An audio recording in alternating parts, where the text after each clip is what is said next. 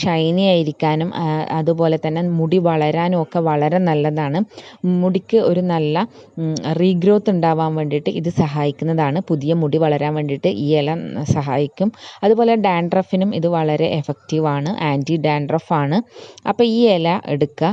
ഇത് നമുക്ക് ഒരു ഗ്ലാസ് വെള്ളം തിളക്കാൻ വെച്ചിട്ട് അതിലോട്ട് നമുക്ക് ഈ ഇല ഇട്ട് കൊടുക്കാം. പച്ച ഇല ഉണ്ടെങ്കിൽ അതിടുന്നതാണ് കുറച്ചുകൂടെ നല്ലത്. എൻ്റെ കയ്യിൽ ഉണങ്ങിയ ഇല ഉള്ളത് കൊണ്ടാണ് ഇതിട്ടത്. അപ്പോൾ ഇത് ഒന്ന് ക്രഷ് ചെയ്തിട്ട് നമുക്ക് ഇട്ട് കൊടുക്കാം. ഇത് പൊടിച്ചിട്ടിടണമെങ്കിൽ അങ്ങനെ ഇട്ട് കൊടുക്കാം. അതിനുശേഷം നന്നായിട്ടൊന്ന് വെള്ളത്തിൽ മുക്കി വെക്കുക. ഒരു ഗ്ലാസ് വെള്ളം എടുത്തിട്ടുണ്ട്. അപ്പോൾ നമുക്കിത് കുറുക്കിയിട്ട് ഒരു 1/4 ഗ്ലാസ് വെള്ളം ആക്കണം. ചെറിയ തീയിലിട്ടിട്ട് വേണം നമ്മൾ ഇത് തിളപ്പിച്ചെടുക്കാൻ വേണ്ടിയിട്ട്. അധികം തീ വെക്കരുത്. ചെറിയ തീയിലിട്ടിട്ട് ഇത് ഒരു 1/4 ഗ്ലാസ് ആക്കിയിട്ട് എടുക്കുക.